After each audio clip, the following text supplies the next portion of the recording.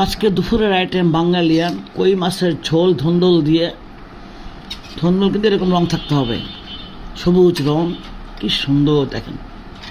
এই যে আমার একার জন্যে 1.5 পিস ছোটো ছোটো কই মাছে, খুবই কাটা, এটা একটু বড়।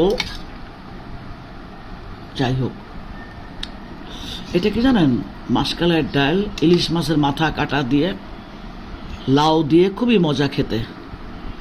আগে ডালটা রান্না করে নিয়েছি, জাল দিয়ে নিয়ে সিদ্ধ করে নিয়েছি, যেটা আমার আম্মা করতেন।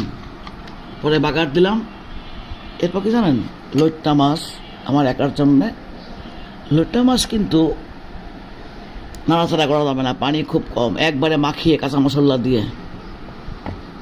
আর এটা হলো আমার জানেন সেই বাইং মাছ, রান্না করেছি মাংসের মতো, মাংসের মশলা দিয়ে।